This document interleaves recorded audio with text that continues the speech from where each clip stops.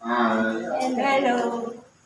Sa pangalan po ng dakilang Panginoon Kristo, isang mapagpalang umaga po sa bawat isa. Nandito po tayo sa pagpapatuloy ng gawain na kung saan meron tayong sikas na ipinagkaloob upang ating talakayin at bigyan ng buhay upang ito'y magamit natin sa ating pang-araw-araw na pamumuhay. Dapat po tayo dito sa isang aralin. Sabi po sa Ebanghelyo ni San Lucas, Kapitulo 6, versikulo 27 hanggang 38. Datapwat, sinasabi ko sa inyong nangakikinig.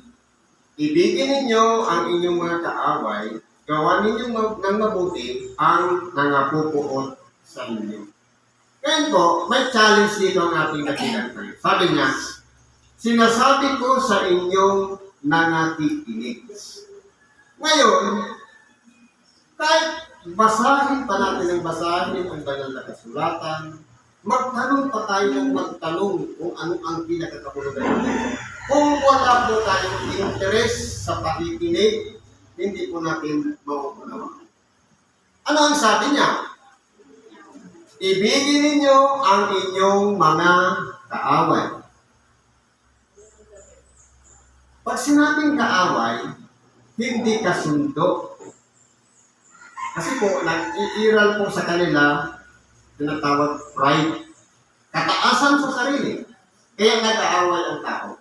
Pero kung halimbawa sa dalawang tao, kapag ang isa nasa taas, ang isa nasa baba, at sa mag-asawa, hindi po sila mag-aaway. Vice versa. Kasi hindi po sila magsasalubong parehas sa mataas na kalagayan. Ganon din po sa kapwa. Kapag nagpapataasan, nag-aaway po talaga. Anong dapat natin gawin para hindi mag-aaway? Kinakailangan, ibaba natin ang ating sarili.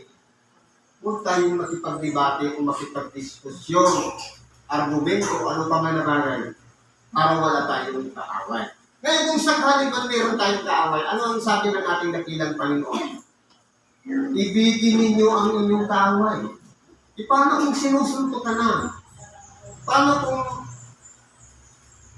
yung buhay natin mapapahamak na dahil sa Kanya? Anong gagawin natin sa pag-apply ng pag-ibig sa Kanya? Lalapitan ko ba natin para yakapin? Hindi po. Ang tunay na pag-ibig sa kapwa, walang iba, isa sa alang-alang natin, yung kahalagahan niya. Na walang iba, ipapakita natin yung pagmamahal sa Kanya.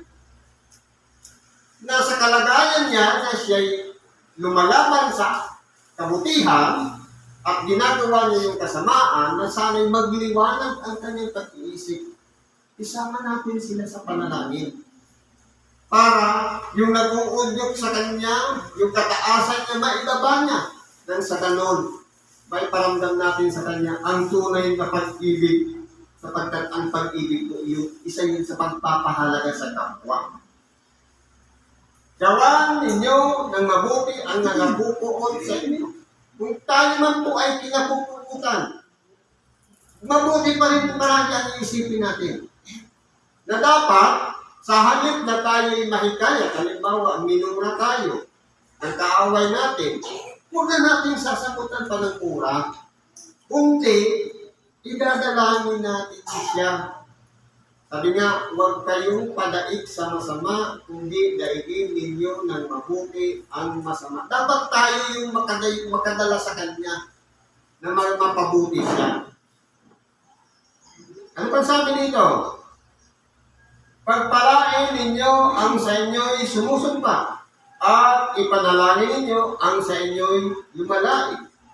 Kung tayo man po ay isinusumpa, ang sumpa po kaya ay kasi ay gawang hindi mabuti, gawang masama. Ang gawang mabuti, pagpapala. I-bless natin sila. Ang tanong, magagawa ba natin yan? Na sinusumpa lang ang ating buhay. Lalong-lalo na kapag sobrang galit na, nakatanim na sa kanya at nakaugat pa, may kasama na yung sumpa. Ano ang dapat natin iganti? Kung maliwanag ang ating pag-iisip, magagawa po natin siyang pagpalaki. Pero hindi po natin kaya. Bakit po? Dahil minsan nadadala rin tayo ng emosyon at natatalo. Anong kailangan natin gawin? Humingi tayo sa Diyos ng karunungan para ipamala sa atin, bigyan ng linaw ang ating pag-iisip, makapag-adjust tayo, makapag-move tayo, magawa natin yung mga mabuti ayon sa kalooban ng Diyos sa pamamagitan ng Espiritu Santo gabay na ibibigay sa atin ng Diyos. Kasi kung maguloy ng ating pag-iisip, walang kukuha ng Espiritu Santo para makapanahan sa ating puso at hindi tayo makagagawa ng mabuti. Hindi tayo makapagpapasya ng mabuti. Na kahit na sabihin lang natin sa napagpalain, hindi natin magawa ang pagpapala para sa kanila. At ganoon din yung ipanalangin ang lumalait sa atin. Kung tayo po maiksi ang ating pag-iisip, sarado ang ating pag-iisip, at ayaw natin papasukin ang presensya ng Espiritu Santo sa ating mga buhay. Ano pang sabi dito? Sa sumambal sa Diyos ang pisngi, kaya mo naman ang kabila. At ang sayo'y mag-alis ng iyong barabal, huwag mo ito po ay sa pagpaparaya. Ngayon, kung na masama ating para sa ating dahil sa ginawa niyang hindi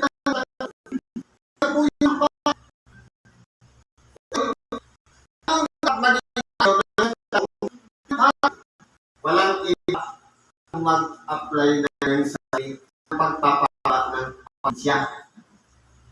Pagpaparaya. Kasi po yung pagpaparaya, kung wala kang mahabang pagpapasensya, hindi mo magagawa ang pagpaparaya. Pag sinuntok-suntok ka rin. Pag minurang-mura ka rin. Dapat hindi ganon. Kundi matutunan natin magparaya.